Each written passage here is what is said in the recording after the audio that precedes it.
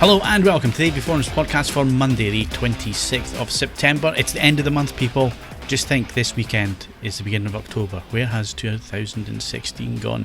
I know a few celebrities who wanted 2016 to be over. Anyway, joining me on this edition, our assistant editor, Steve Withers. There's no way to get hurt in here. Just enjoy yourself. News editor, Mark Hodgkinson. Doesn't anything work around here? Audio reviewer, Ed Selley. We don't know exactly how they work. And special guest star, Mark Botwright. Why don't you make me shut up?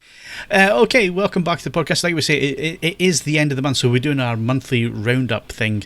However, like we say, end of the month, and I've yet to go to the cinema, folks. So I think the movie section is going to be a bit thin this week, Steve. Movie of the month's going to be very interesting. It is just a bit thin, yeah. I mean, you've hardly been this year, haven't you? Oh, no, actually, you know what? I've only been once, so movie of the month's going to win by default, basically. How much are you paying per month for that ticket? I just cancelled Laura's because she was going even less than I was. Have you actually worked out how many months you've actually got your money's worth? Well, I'm still up from the first month, because the first month I absolutely blitzed it. And it would have cost me probably about 70 or 80 quid adding it all up in August. So that's justification for not going then for the rest of the year. Actually, it all evens out, doesn't it? So actually, I've been looking at stuff, and nothing's really making me want to get up and make the effort to go, to be honest, if I'm being really honest about it. Magnificent Seven will probably get me there next week, maybe next Tuesday. I'll go for that, because that's quite tempting. It's getting good reviews, and it looks alright, and I haven't seen the original, so I've got nothing to live up to, basically. How did you manage to avoid not seeing The Magnificent Seven? It was on TV every year. That's the same reason I managed to avoid seeing Jaws, and all sorts of other films. Certain films, it's just like, oh, I'll get around to that, or not right now, or all the rest of it, and it just happens. Yeah, it's on the to-do list, Steve. I mean, just because you have no discernible life, Steve, and you've seen everything, don't judge us by your standards, mate. I got somebody who spends their entire life listening to vinyl has just told me I've got no discernible life. Is that correct? At the moment, I'm achingly hip, and I don't mean just because I ache. I mean, I am achingly hip, so can. Not got an aching hip. You become hip by accident, Ed. That's not by design. I'm going to take it however it comes, mate. Don't worry. Anyway. Before we all fall out at the start, let's move on to hardware news. Well, actually, no, let's do the competitions first. We always do competitions. Eeny, meeny, miny, mo. Mr. Hodge, tell us what we can win. You can currently win Road to Perdition on Blu-ray, and that's open to all members until the 27th of September. We've still got the Stellier's audio mega giveaway going on, and that's first prize of a ML30 HD amp, which is a hybrid valve thing. Second prize is NS3 active speakers with Bluetooth. And the third prize is also active speakers with Bluetooth, but that's the NS1. And the speakers come in a choice of 7 colours, and that's open to all members and closes 30th of September. And finally, we've got the AK Racing Gaming Chair, also open to all members till the 30th of September. Well done. And I'm not going to ask you about previous competition winners, because I was listening there. I've got all the dates. So next week's podcast is going to be full of them. Loads of them next week. Loads of them. So there you go. Right, let's move on to hardware news then. And DTS, the consumer arm of DTS, because DTS Cinema no longer exists. It was bought up and is now Datasat. So DTS Consumer have been bought by another company, Steve. Yeah, Tessera Technologies, who I have to admit I'm not personally familiar with, but they have bought DTS for $850 million in cash, apparently. Oh, nice to have that amount of cash lying around. I would love to have that amount of cash knocking around. Yes, apparently Tessera Technologies was set up by 3 IBM employees originally, and are experts in video processing and also chip manufacture. So it looks like it's quite a good marriage, because they're DTS obviously bringing in the audio side of things into what's already a video setup. So it could result in some very interesting stuff going forward. It is interesting though, because obviously DTS, Dolby and DTS have been sort of head to head in the last year or so. When it comes to immersive audio, I'd say obviously Dolby were first to market with Atmos. DTS:X came a lot later actually than was originally planned. And so far at least, Dolby certainly seemed to be the one in the lead. They've got by far the most titles using Dolby Atmos. There's only about 15 to 20 DTS:X titles available. So definitely DTS seem to be playing catch up. This might help, I guess, if they get a big injection of cash, or it might mean they go in another direction. Who knows? But it certainly is interesting news. Yeah. I looked at Tessera briefly just before we started the podcast, and they've, as you say, they do imaging technologies and semiconductor design, and they're involved with HDR and VR, which I suspect the latter of which is probably at the bottom of all this. I reckon VR is at the bottom of this because it seems to be at the bottom of everything at the minute. Yeah, interesting.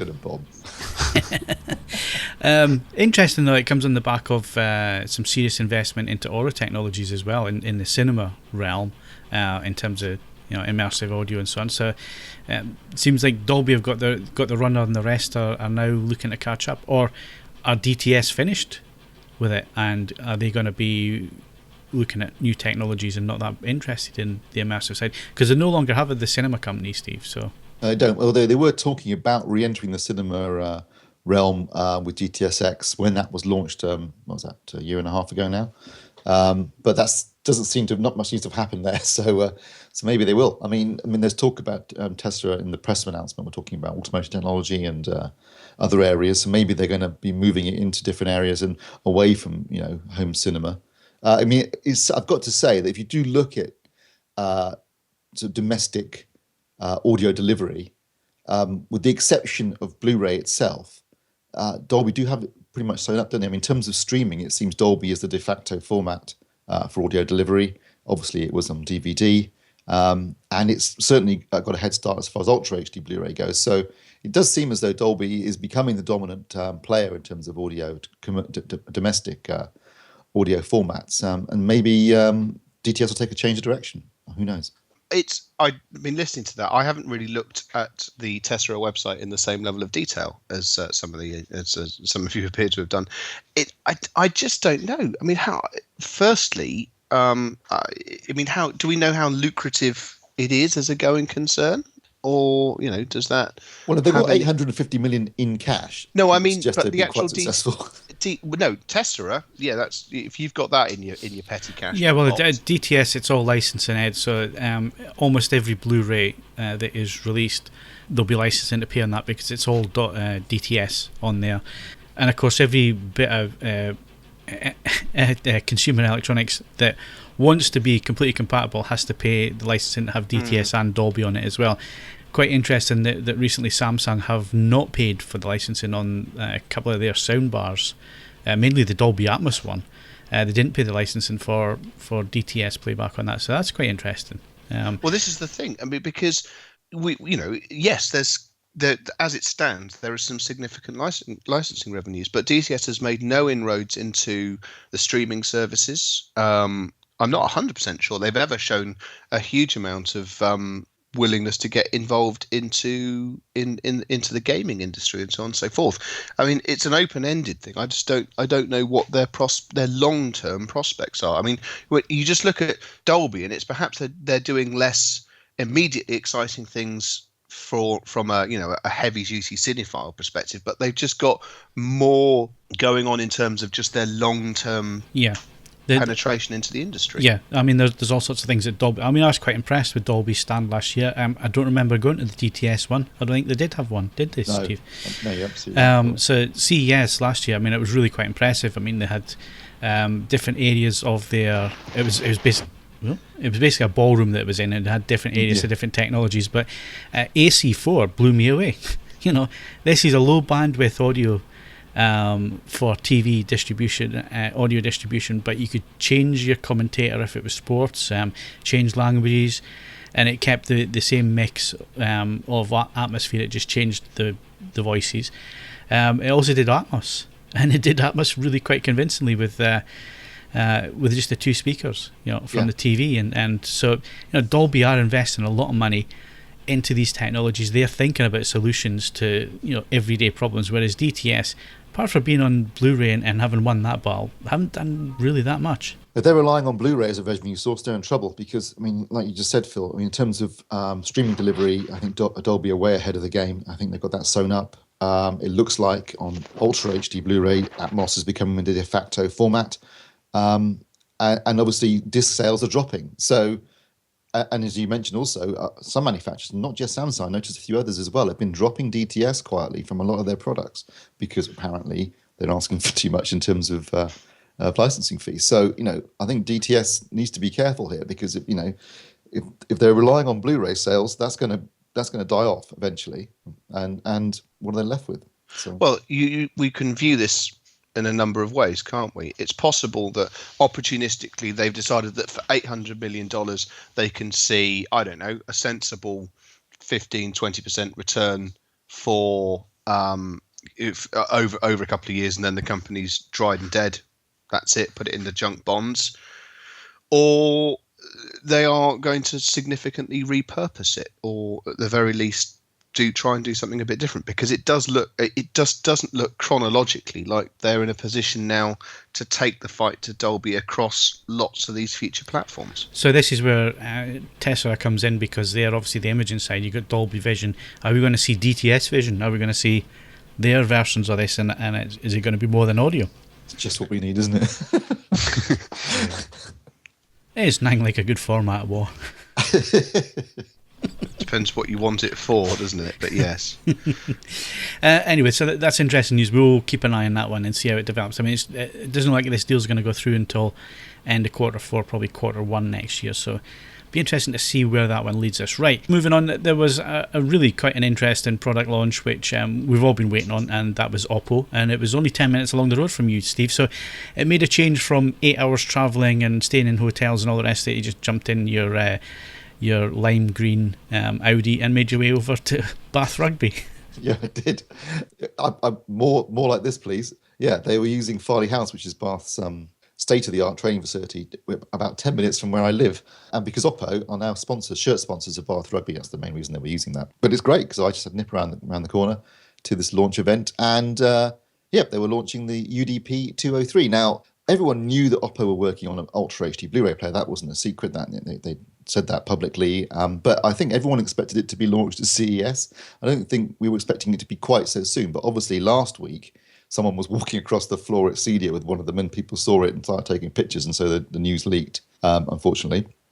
And they had this press launch arranged for this week, or last week rather, when we did the actual press launch. And they launched the UDP 203. Now, there will be another player coming as well, but not till probably early next year, I think. Maybe late this year, early next year. They said they weren't quite sure when it was going to be launched. But if you look at their previous launch history, they usually do 2 players. Previously been like a 93 and a 95, or a 103 and a 105. So if I was a betting man, I'd say we get the 105, the 203, and we're going to get the 205 as well. But at the moment, they're just launching the UDP 203, which looks quite similar in terms of its basic design to the existing 103 Blu-ray player. But obviously, this is an Ultra HD Blu-ray player. It supports HDR10 out of the box. It has a brand new custom designed chipset. They were saying that all the previous players that have been released so far have used off-the-shelf, TV 4K decoders and computer optical drives, but they've custom designed their player from scratch, which is why it's always taken a bit longer. The new system on chip was developed with MediaTek, and it is capable of doing Dolby Vision as well. I mean, now I'm not saying it won't have Dolby Vision out of the box. That's obviously dependent on Oppo and Dolby agreeing things and certifying, etc. So that's still in the pipeline, but there's no reason why it couldn't do it, is the important thing to say here. It certainly can do it technically if they want to. In terms of the layout, so the front's pretty similar to the 103. You've got some buttons on the right, display in the middle, disc tray in the middle. Around the back, it's also quite a similar layout. There's 2 HDMI outputs, one HDMI 2.0A, 1.1.4 for people that don't have AVRs that support HDR, etc. There's also an HDMI 2.0 input as well. And then there's 7.1 channel analog outputs. There's optical, there's coaxial, there's USB, etc. So it's fully equipped.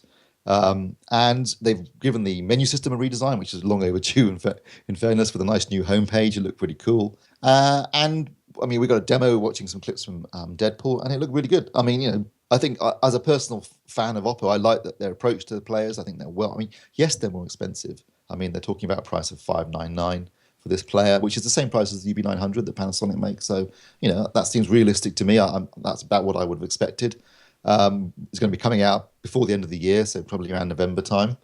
And I mean, they're well built. They look the business. They're nice and solid. I mean, even the UB900, it's small. It's a full width player, but it's half the depth, and it's kind of light and plasticky. This looked like a proper player, well built, solid. you get your money's worth. And the remote control, although similar in design to the previous remotes, now when you pick it up, it lights up automatically. And it had an interesting little HDR button on it where you can turn HDR on and off, so you can compare the image if you want to. What they can't confirm yet is how, because obviously if your display doesn't support HDR, it will automatically convert from HDR to SDR, but what they wouldn't confirm yet is exactly how they do that. So in other words, will it just be SDR but plus Rec 2020 and 10-bit, or will it be doing what the Panasonic does, which is go from HDR to SDR? Well, my understanding was that the players should always talk to the device that it's plugged into via the eDID, and if it can accept Rec 2020 but it's not HDR, it would send that. That's how I've always understood it. But it seems like with everything else, one company doesn't trust the other company, so none of this functionality that should be working what actually works.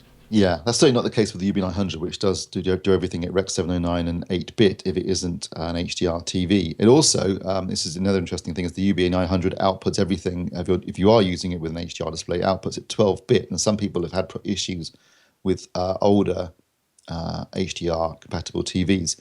The Oppo will output at either 8, 10 or 12-bit depending on what you want to do. So you've got more flexibility there at least. I'm excited. It's a great looking player. I love Oppo. I think they've got a fantastic after sales service. They're a really good company, and their products have been great. In my experience with their players, the Blu-ray players have been nothing but good. So I'm looking forward to seeing. Obviously, also it's got SACD playback, DVD audio as well, 3D of course. So it does everything. It's a full universal player with Ultra HD Blu-ray and HDR support. So yeah, I mean one area where they really did hit the market running was with DVD, and their upscaling engines to get DVD up to HD TVs. Back in the day when we had HD TVs and nothing to watch on them.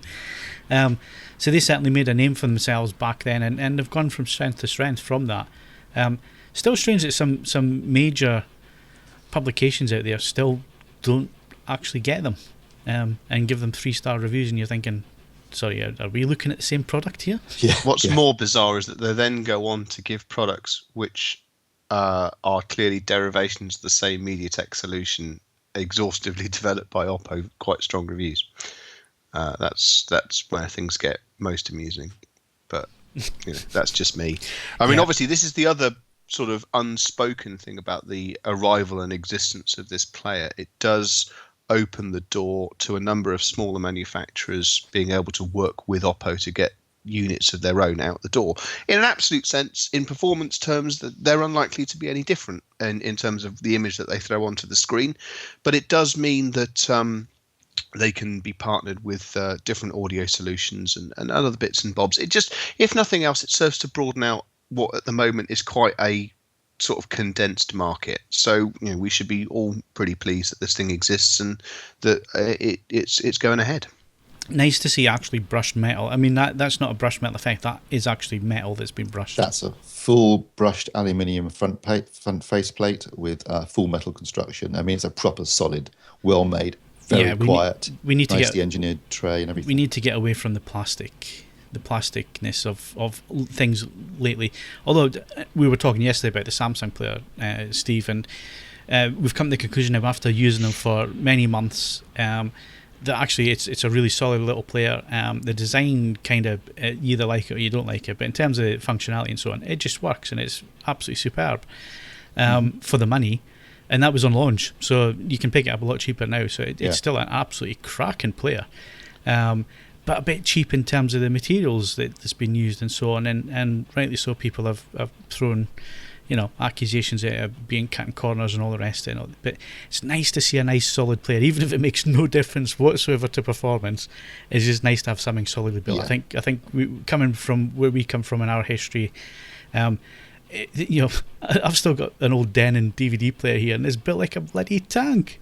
But you love it because of that. Unfortunately, I mean, Blu-ray. DVD is the last format, video format, really, where true battleship players existed. Some fairly hefty Blu-ray players existed, but the moment that it became clear that the products, even when they were high end, had a shelf life of no longer than the budget ones, it unfortunately sort of defeats that. I think Oppo have been quite clever that they've built it substantially without without going into the sort of Japanese battleship school of, compartmented, copper-plated everything design, because with the best will in the world, it's just unfortunately not worth the effort. Yeah, it's kind of like, you'll relate to this, Ed. It's kind of like the old muscle car analogy.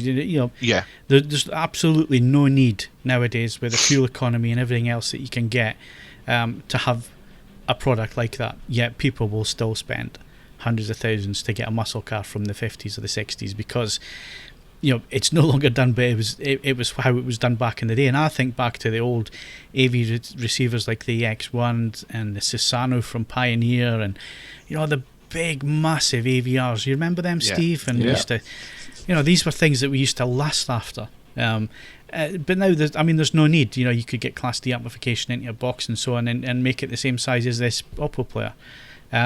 The technology exists to do that, but there's just something about having a nice, big, solid bit of equipment.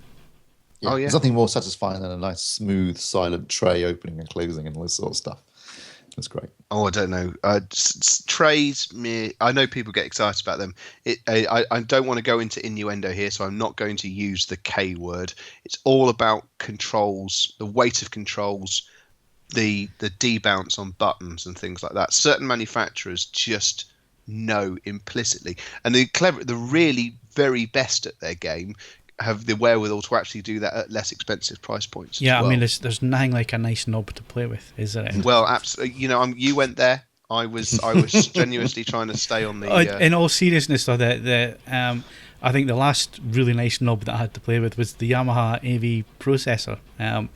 It was absolutely stunning. The way, just the engineering behind it. It was just, why can't everything just be like that? It was just so intuitive. You didn't have to turn it all the way around to turn it up. You just turned it ever so slightly, and it was just really nice to use. Did you ever, if we were onto this, did you ever play about with any of the Tact or Lingdorf stuff that had a gyro, but it had a sensor-based gyro stabilized volume control, so it was perfectly balanced. It would spin like a top if you just biffed it, and it was able to sense the force that you applied to it and then gear the volume ramp upwards or downwards accordingly to how quickly you turn the volume. It was utterly pointless, but just wonderful. Brilliant engineering. Perfect. Yeah. So anyway, that's the Oppo UHD Blu-ray player. We're expecting it around about November to hit the shop. We might get the review samples a little bit quicker than that. Maybe the next 4 or 5 weeks we might have one in for review. Should it go to Steve because he's declared his love for Oppo? Or more to the point, because I'm 10 minutes from the PR company. You can just drive it round. No, I'm always impartial. But, at the same time, it would be a lie to say you don't have personal favourites, wouldn't it? I mean, this is true. Unrealistic. Yeah. Unfortunately, I wasn't one of them out of the 3 brothers. It's always the youngest that gets everything, isn't it? Anyway, right, moving on.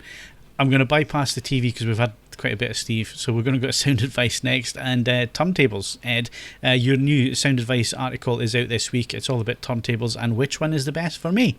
You'll be pleased to know that once again I start it with the proviso, are you really sure about this? Mr. Botwright will be delighted that once again, like someone who's already really badly into crystal meth, I'm going, don't go near the crystal meth. But no, this piece is incredibly simple in premise. It covers the various options available to you in terms of buying a record player.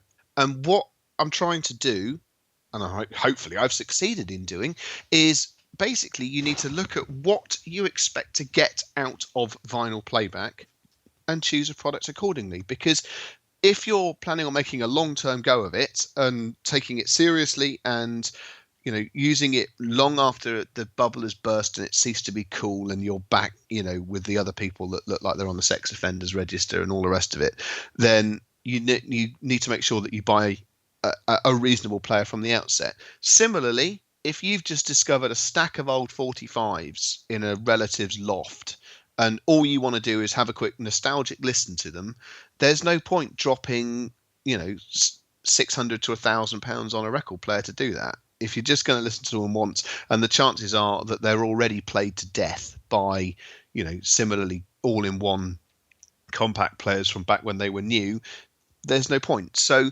this runs through your various options and it sort of works out where you should be looking in terms of your product. So hopefully, once again, it is of use to you. Please feel free to feedback in the comments and just work out, hopefully it just ensures that you spend the right amount of money and get the right product to do what you actually want to do with it. So, I hope that's of use to you. And as I say, please feel free to ask questions in the comments and all sorts of similar things. And if anybody out there has got a near perfect SL 1200 or 1210, then get in touch with me, please. I'm really struggling to find one now, especially with a lid that isn't scratched to hell. That's really difficult. You do know, I mean, the CAD drawing for the lid exists online. You could have someone make another one up for you. I'm not that devoted, Ed. I just want somebody to say, yeah, I've got one here. You can have it.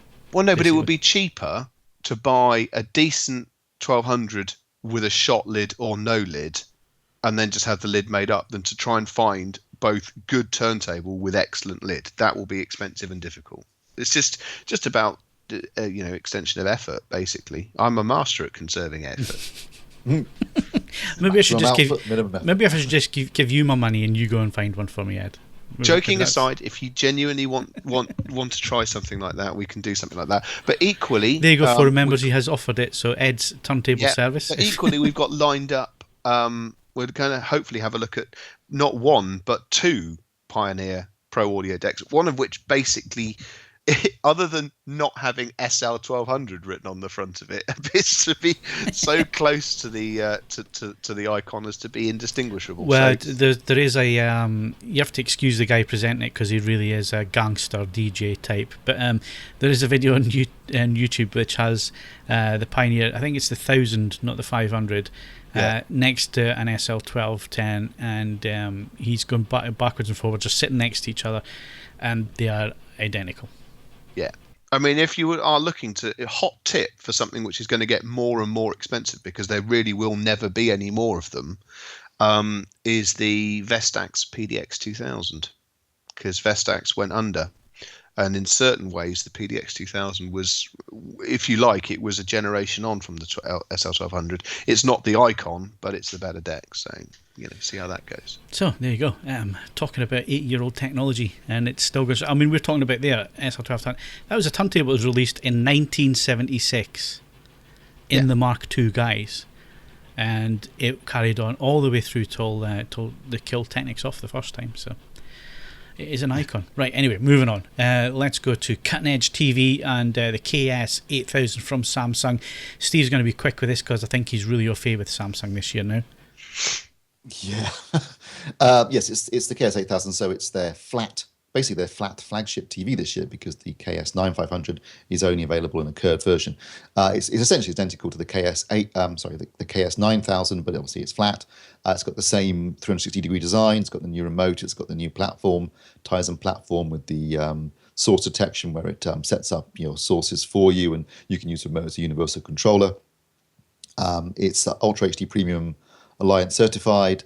It's got HDR10, of course, a wider color gamut. I measured it at 70% of Rec 2020, and it's a classic Samsung TV. It's really, really good and really solid performer. And my only complaint, because it's got like a 21 millisecond input lag. So if you're a gamer, it's a no-brainer. If you're looking for a really good TV for gaming, I think the Samsungs this year are got to be top of your list in terms of input lag. Obviously, no 3D. So if you're a fan of 3D, that's an issue. But if you're not bothered, then really my only complaint was that this TV, and this is unusual because all the other Samsungs I reviewed this year have all been really good out of the box. This one has a bit too much blue in the grayscale. Easy to correct with the white balance control, and the color accuracy in terms of the auto color space setting, really, really good in terms of its tracking at different saturation points, and also DCI-P3 within Rec 2020. So that was my only one complaint. Otherwise, absolutely fantastic TV. Yes, it's edge lit, so it's not ideal for HDR content. You will get occasionally a bit of bright edges. That's also particularly on letterbox films. Clearly, the KS9500 with its full array backlight is superior in that respect. But otherwise, for an all-round TV, you can't go wrong. And obviously, if you don't like curves, and I'm not a big fan of curves myself, this would be your option or your main choice for a higher-end HDR TV. If you're a bit tight on budget, the KS7000 is almost as good and a lot cheaper. So certainly, that was well deserving of a Best Buy badge. But if you're looking for a higher end Samsung model, then the KS8000 is worth looking at, and it's highly recommended. Is that input lag across all modes? Because I know some people have been quite confused about certain TVs putting in a game mode, and some TVs even then disable HDR in the game mode. So well, on the Samsungs, basically you go into a separate thing called picture view mode, and you turn on game mode. And what it essentially does is just turn off all the processing. What it does with HDR, I don't really know yet, and that's an interesting question mark, because obviously we're testing SDR input lag effectively at the moment, and I have been talking with Leo Bondar, who makes the input lag tester that we use, to say, are they looking at a way of creating an HDR signal so you can test the input lag with an HDR source as well? Because at the moment you could use the fake HDR mode, but obviously that's using processing and therefore will add input lag. It's not real HDR. So there's an interesting question mark to which I don't really know the answer yet. Fair enough. Oh, cheer up, Ed. No, I'm sorry. I'm all right. We just talked about records 10 minutes ago. The adrenaline should still be there in your system. I'm fine. I'm fine. Sorry, I'm a bit croaky, but I'm my disposition is good. I'm alert.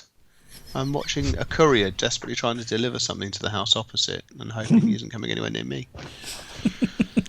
Anyway, yeah, it's a good question, that one, Mr. Botwright, and hopefully we're going to have some answers before the end of the year. Anyway.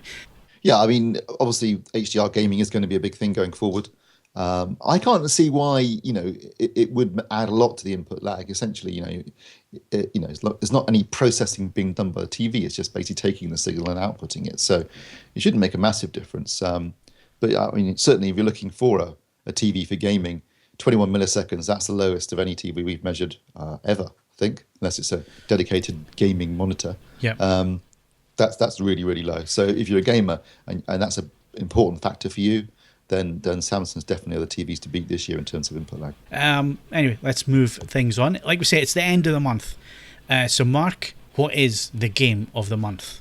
Right. Well, there's not a great deal out in September. Where it's kind of everyone's waiting for the big releases in the kind of run up to Christmas, but it is the month for kind of FIFA and Pro Evolution, and other than that, release schedule is largely kind of filled out with re-releases, things like BioShock Collection and Dead Rising Triple Pack. But I'd say if you're an Xbox One gamer, The Witness is a fantastic game that's just arrived for that format, and even though older obviously for PS4 and PC gamers, but that is well worth picking up. Fantastic puzzle game. But last night I played what's probably my game of the month, which is very small independent game, Virginia.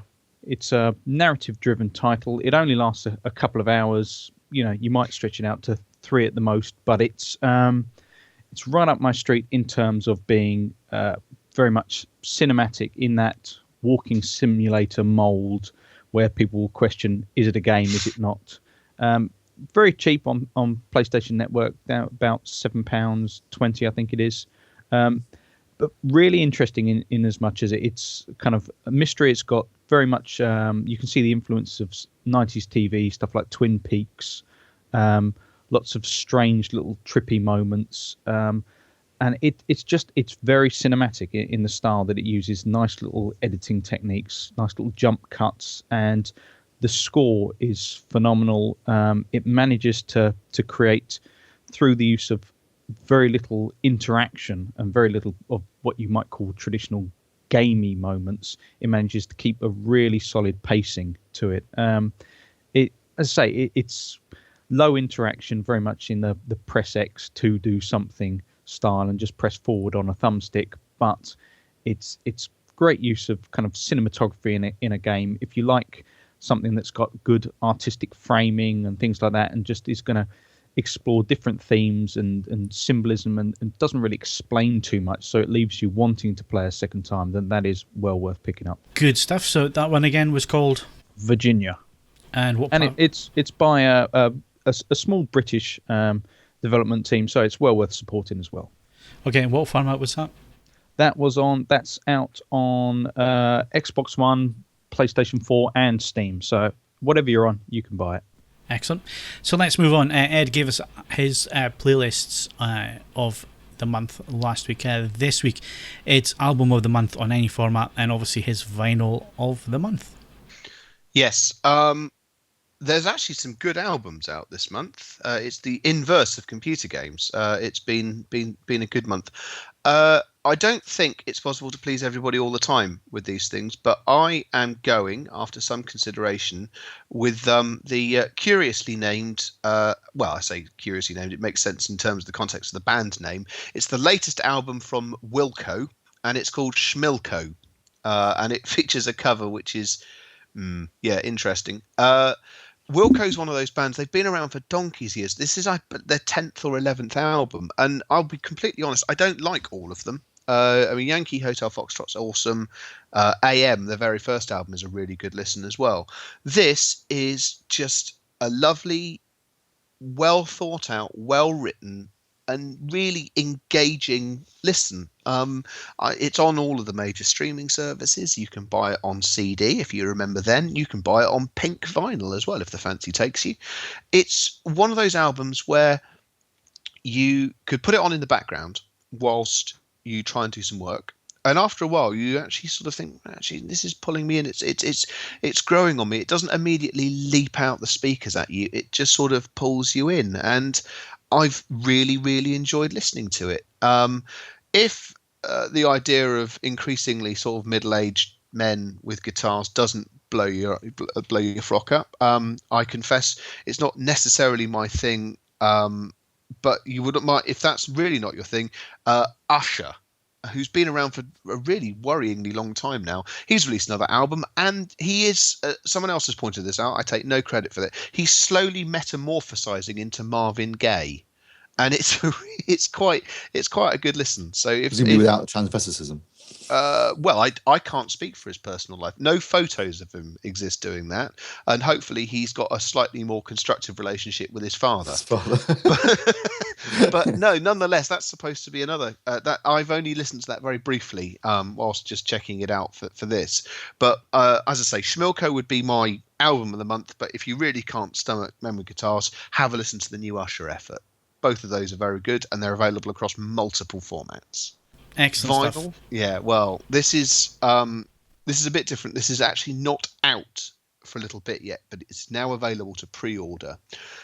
There is a band beloved of sort of goths and the other and people of that ilk, people fond of black. They're called Dead Can Dance, and they don't really sit happily in any perfect classification of a band. But they are a good listen, and they've produced some cracking songs. Now, many years ago, about sort of 92, 93 time, they did a live performance that was recorded, and an album was released to go with it called Towards the Within. And it is, without exaggeration, one of the very finest live recordings I've ever heard. But I mean, it really is right up there, top 2 or 3. And the vinyl release, back in, we entering the sort of dark period for vinyl. The vinyl release was small. They sold through very quickly. It became a fairly legendary record. I confess that I've had moments looking at Discogs, wondering if I can bring myself to pay 120 quid for a slightly tatty example from somewhere like Greece or Slovakia. And I've always bottled it out. Thankfully, after a mere 20 years of waiting, it's being repressed. And what's more, it's being repressed by a small label called 4AD, who are renowned for the quality of the work that they do with vinyl. And I was straight on there. No, mine is pre-ordered. It will turn up on the day of release. And the great thing is, obviously, if you're a normal person, you can listen to Towards Within on most streaming services. You can even pick up a CD for not a huge amount of money, but it really is one of the finest. Hopefully, I mean, there's a bit of an unknown because I still haven't heard it in this repressed state. But if it mimics the original, this will be one of the absolute benchmark vinyl pressings for recording quality and just the quality of the material on it. And I've actually given a sneak preview to it because one of the tracks features on the playlist that I have assembled following a request from a poster on the comments for the last podcast. So last night I sent Steve links to the same podcast on Spotify, Tidal, and Apple Music, and I will actually assemble the tracks as just a track list for those of you on Deezer, Amazon Music, so on and so forth, and you can have a play about with it and see what you think. Back then, when you were on about, you know, the goths and dressed in black and all the rest of it, and you were talking about a band that's in black and all that, the first thing that popped in my head, Ed, Black Lace. No. In a word. Okay, can we get on now, because you've nicked a hell of a lot of Steve's time in the movies. He's really going to have to cut down now. He's going to have to high-speed monologue. All right, yeah. I didn't have much to say anyway. It's okay. Yeah, even when you've got not much to say, Steve, you could fill about 4 podcasts. Right, moving on. That is the hardware side of things. It's movie news next, because none of us have been at the cinema.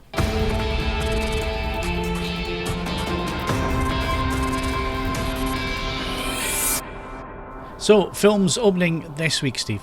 Yeah, this Friday we've got Kickboxer Vengeance, obviously a sequel to Kickboxer, starring Jean-Claude Van Damme, who's going through a bit of a career revival right now, because he's starring in it. Well, he's got a pilot at least on Amazon called Jean-Claude Van Johnson, which apparently is supposed to be quite good and very funny. Also stars Dave Bautista, who you probably remember from Guardians of the Galaxy, and also he played the henchman in Spectre. I have not seen it yet. Sharuna has seen it. She went to a press screening last week, so the review will be up earlier than normal, probably put up middle of this week, middle of this week. And she was, I think, a bit disappointed, which is a shame. But if you're a fan of that kind of genre, I'm sure you'll be looking forward to that. We've also got Deepwater Horizon, starring Mark Wahlberg, about the... I'm saying woo, he's been my part of the country this week, Mr. Wahlberg. It's been all over here. Yeah, they're filming the next Transformers, so they've been all over Northumbria and Newcastle and stuff. With they've been closing down whole sections of the city and stuff to film. I would love it if they had a rusty transit, that's possibly with a really tatty Newcastle United sticker. Jimmy now turns up. They can voice it with a Geordie accent. That would be fantastic. Yeah. Transformers version of Spender. Yeah, so anyway, they've been all over here. Seemingly the new film, it's going to be jumping all over the place, and they've finally come to Britain, and they've chosen to come to Northumberland. You just know Michael Bay just stuck his finger in a map, didn't he? Yeah. It's been all over the local press and the newspapers and on their websites and stuff, and it's all been people who can get photographs of what's going on. It's some really hilarious photographs, really. The Geordies just they're not polite or anything like that. The photograph, they'll just barge past security and take a photograph. They seem to be filming a lot in the UK at the moment, even for stuff that isn't necessarily set in the UK, because I know that Spielberg's in Birmingham at the moment shooting Ready Player One, which is meant to be doubling for an American city, but they're shooting it in Birmingham. I guess there must be lots of government tax breaks. Yeah, I think Osborne did that. Was it not called the Star Wars tax? Because it was to get Star Wars back, wasn't it? So there you go. And also, I guess with the exchange rate, your dollar's going much further in the UK than it is anywhere else at the moment. So, and don't forget, if you've got no money at all, you can pretend that Milton Keynes is in fact, Metropolis. Like they did in Superman. What was it? Superman 4. Superman 4. It looks absolutely terrible.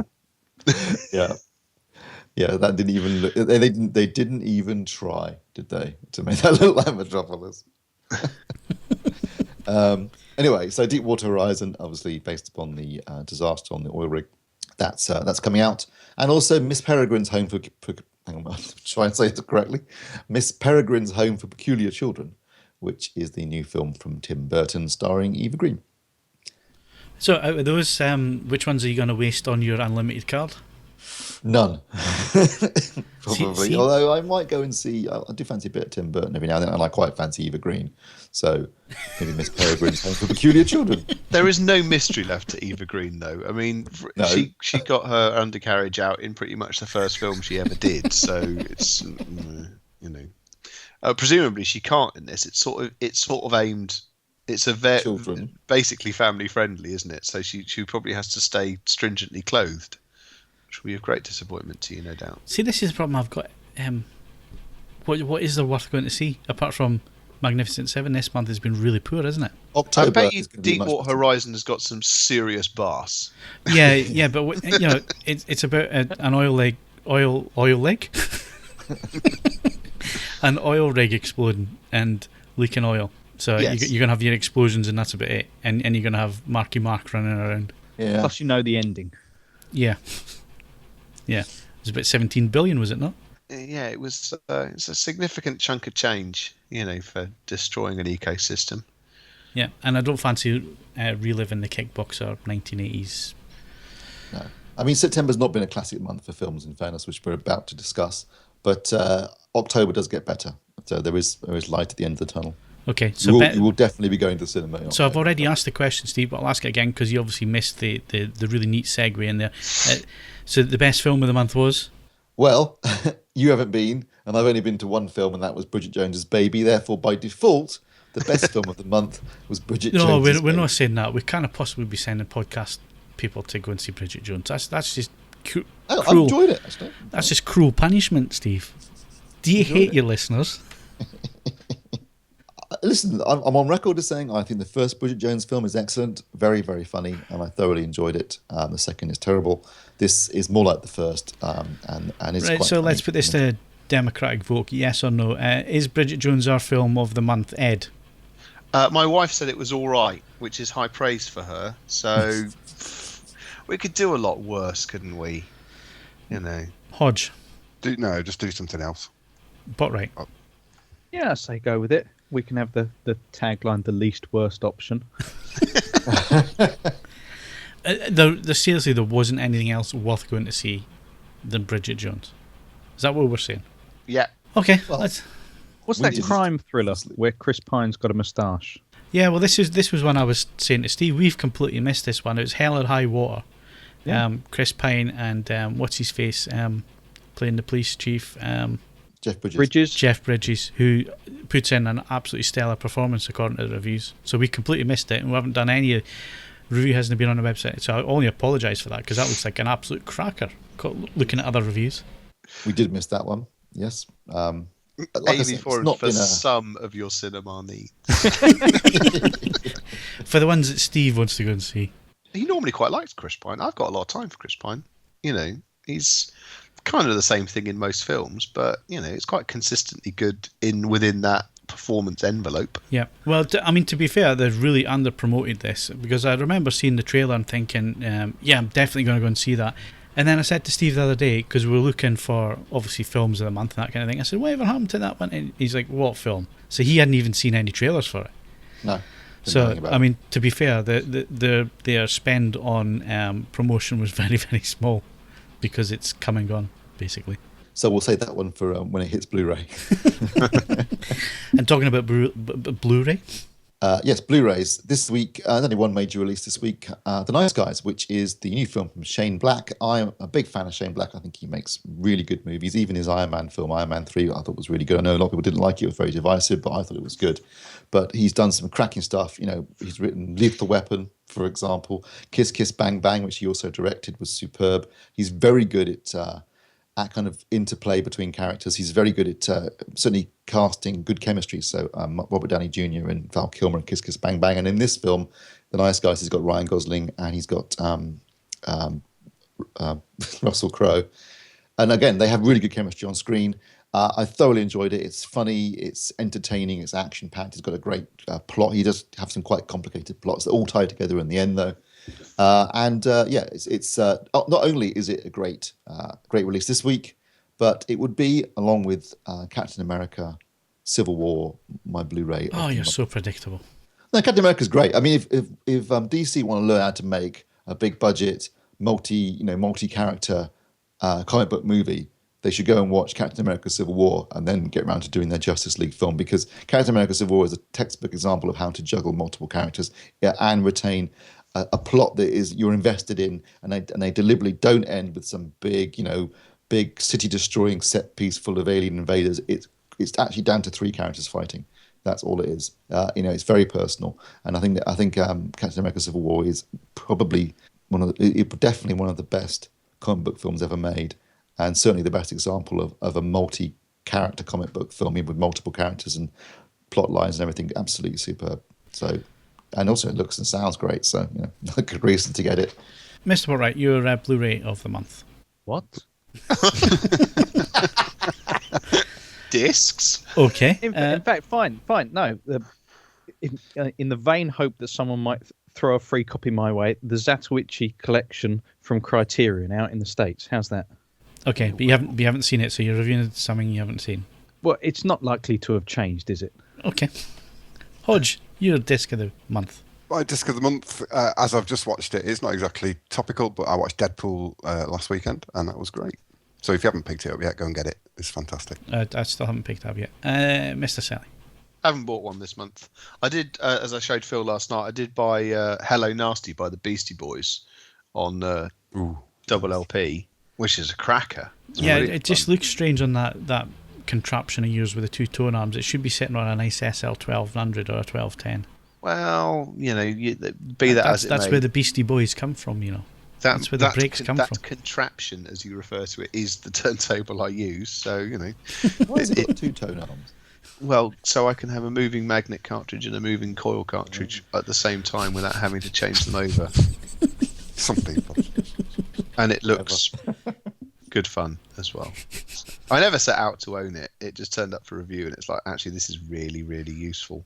So I made an offer, and it was accepted. There you are. Okay, well, I'm going to go to Hodge because I know he's burning hot on this subject. Ultra HD Blu-ray roundup, Mark. A roundup, right? Well, as I said, I watched Deadpool last week, and that was an Ultra HD Blu-ray. And other than that, So it wasn't even a Blu-ray; it was an Ultra HD Blu-ray. So you've done it in the wrong category. But then I ripped the Blu-ray to my NAS. So it does come with the standard Blu-ray as well. Right. So your best Blu-ray of the month was a rip, and your best Ultra HD Blu-ray was the same thing, but the Ultra HD version. Yes. Okay. Steve. News-wise, I actually have a confirmed date for Star Trek Beyond, which is the 1st of November. That is coming out on the 1st of November now. The previous release date was a rumour rather than confirmed. This is confirmed by Paramount. 1st of November, in the States at least. Star Trek Beyond, which I'm looking forward to because I thought it was a great film. In terms of Ultra HD Blu-rays, I thoroughly enjoyed Now You See Me Too, which I saw at the cinema as well, and is a fun film if you like that kind of thing. And I did enjoy the original as well, so that would be my choice. There's a lot of stuff coming out, but it's all coming out sort of this week. So you've got things like The Shallows hitting this week in the States, and there's Warcraft coming out, and we've got. So my disc of the month's actually gone to November.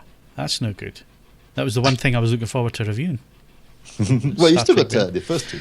Well, those are my discs of the month because they are absolutely brilliant with Atmos sound. And I've only watched them on the projector so far, so yet to test them on the TV for HDR and that kind of thing. But yeah, a massive soundtrack. What more do you want, especially on a Star Trek film?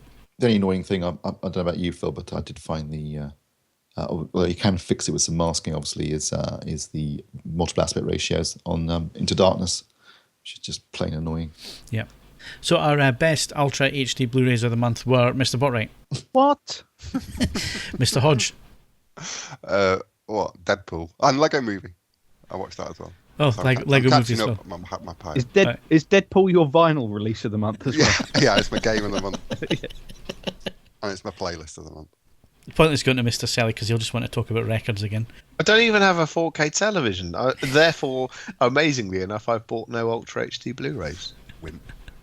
Yeah, I know. So what are we saying, Steve? What is the one that everybody should go and buy? Oh, well, I mean, for this month, as I said, Now You See Me Too, I think it's worth checking out. But you're right. I mean, in this country, the UK releases, they released at the beginning of the month Star Trek and Star Trek Into Darkness.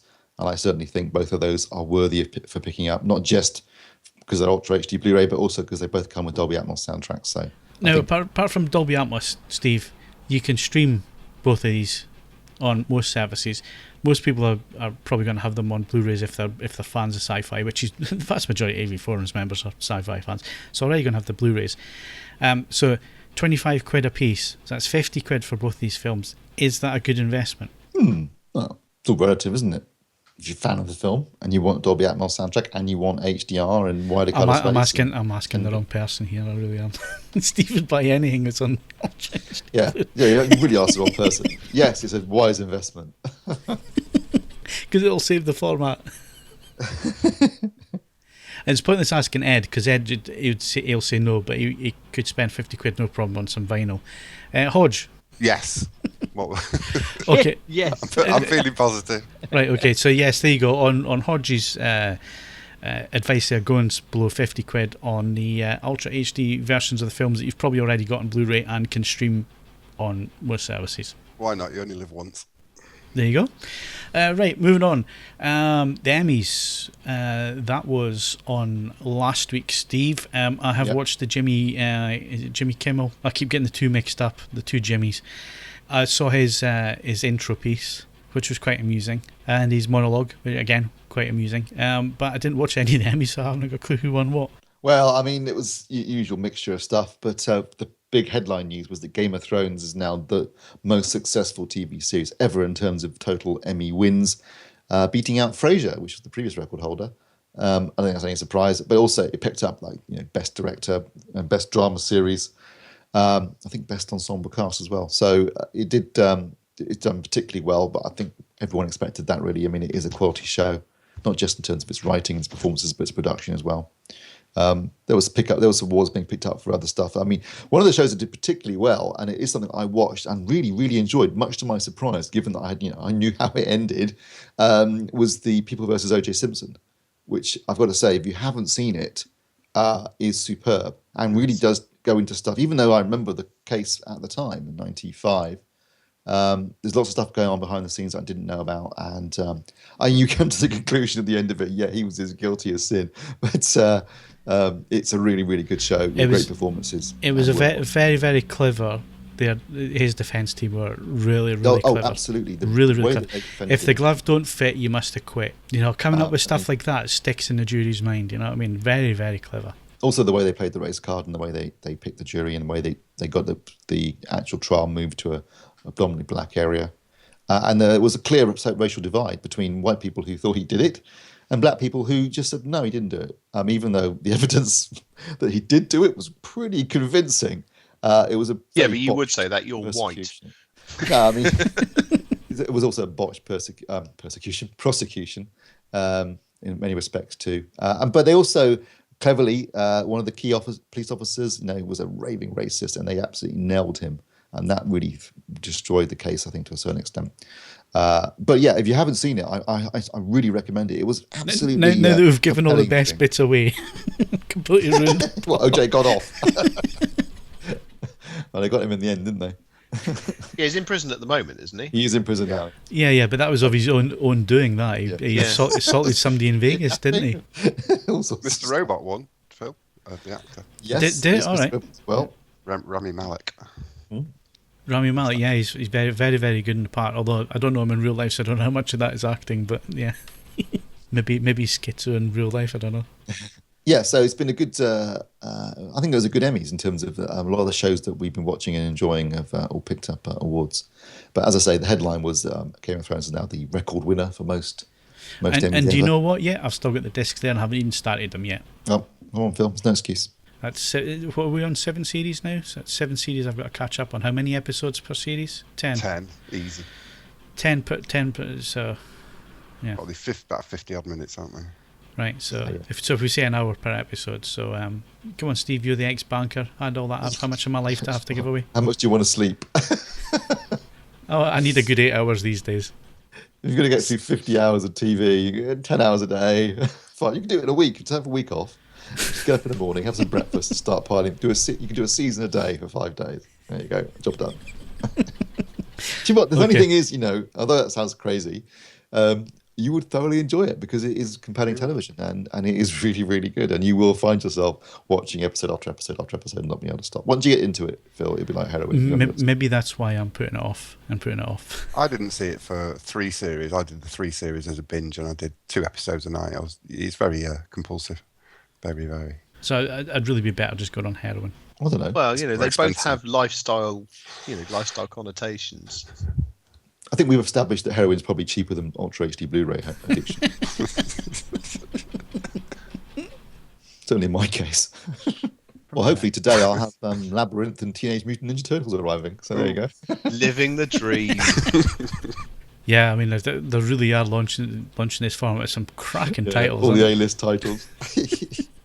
Yeah, the thing is with us, you're buying them. You are encouraging them to keep up with doing this. It's all your fault. Yeah, it always happens when new format launches. You get all the crud coming out because it's stuff that they want to try and move and try and make some money on. I'm surprised we haven't had Whoopi Goldberg yet. You know, the old Theodore Rex. Hey, now would be the only a matter of time. Can we do a charity appeal for Steve? I want to see a charity drive for just £25 a week. We can keep Steve in Teenage Mutant Ninja Turtle Ultra HD Blu-ray discs for life. Don't set out to just own every single 4K Blu-ray. Set out to own every single copy. I tell you what, you would not want to see Whoopi Goldberg in that skin-tight outfit in Theodore Rex. I bet that dinosaur costume looks mint as well.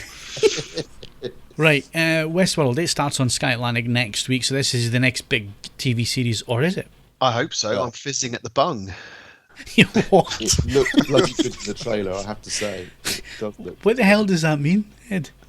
I don't know. It's something we used to use years ago at another company I worked for, but I am really excited about it. Westworld is one of those films I don't watch it particularly often, but I genuinely think is a really, really cool idea, and I'm just looking forward. So good idea, Ed, that he used it twice because it's basically Jurassic Park. Yes. I'm hoping that they don't lose. So, obviously the first film, they did, use some clever effects, but obviously there were limits to what you could do with a relatively limited budget and 1973. I'm hoping that they don't go overboard in terms of effects and tricks and so on and so forth. They just keep the faintly unsettling nature of the original, and I've got very high hopes for it. I hope it's really, really good. Ironically, I won't be able to watch it live on Tuesday night. I'm busy driving down to Hampshire, but I've got it all plumbed in, and I'm really looking forward to it. Do you know what it reminded me of when I watched the trailer? Battlestar Galactica, skin jobs. The robots being so human-like and all the rest of it. That's what it reminded me of. But it just reminded me of Battlestar Galactica, with how the robots are just so human-like. I hope they do avoid, though, falling into the trap of the whole Ernest, who is the real monster kind of vibe, where they make the robots that so real, they've got emotions and that kind of thing. And I like kind of robots to stay a bit robotic. Yes, I'd go, but they did that in the original, so hopefully they won't do anything silly in that regard. It's got a great cast. I mean, Anthony Hopkins is always good value. I think Ed Harris is a great choice for playing the gunslinger. And correct me if I'm wrong, but I do think that Yul Brynner's original gunslinger in the original Westworld was a kind of forerunner for the Terminator, in that kind of relentless killing android, killing machine that won't stop no matter what. I'm really looking forward to this. I'm jazzed up for it. It's got a great team behind the camera too. Jonathan Nolan, brother of Christopher Nolan, is show running it, and J.J. Abrams is producing it, or executive producing it. So, and obviously HBO production values are going to be great. So, can't wait. Where the hell does J.J. get the time? But hang on a second. When they say executive producer, don't they waltz in, have a cup of coffee, go, "I approve of this," and then bugger off? There's not actually a huge amount of production. It would have to be that, because he's co-producing on so many things at the minute, or from the mind of, or. Because he was involved in Person of Interest, but as I understand it, he just went in and went, "Yeah, it looks really good." Yeah, that person's interesting. Wasn't that Jonathan Nolan as well, Person of Interest? I believe so. Yes. Yeah. I think JJ's turned into like mid-80s Spielberg, who basically seemed to be involved in everything, wasn't he? He was executive producing more films you could shake a stick at back then. So. But his name's become a kind of seal of quality for a certain type of film now, hasn't it? So therefore, if you were in that genre, if you were making anything sci-fi related, you'd pay him the money just to be able to pop his name on the trailer. Yeah, but look at Spielberg now. Look at reduced to making films in Birmingham. You think maybe he thought it was in Birmingham, Alabama? What's going on here? I can't understand a word anyone's saying. And on that bombshell, that's all we got time for on the podcast this week. My thanks to Steve Withers. Get this boy a bib. No, you got to do it in a Brummie accent. I can't do Brummie accent. Don't encourage him. Yeah, just leave it. That's the worst accent in the world. Sorry to anyone listening from Birmingham, but Sorry for massively insulting you, but it is. actually, no, Wolverhampton. My apologies, Wolverhampton. If you come from that yet, sorry. I want to communicate with you by text message. Mark Hodgkinson. Draw. What? Draw. I'm the gunslinger. That's it. Ed Selley. Boy, have we got a vacation for you. And Mark Botwright. I just feel marvellous. Don't forget, you can follow us on Twitter and Facebook, bookmark AVForums for the latest reviews, news and video, and of course, why not leave us those 5-star ratings on iTunes, but only if you enjoyed the show. I'm Phil Hinton, thank you very much for listening, and we'll see you again next week.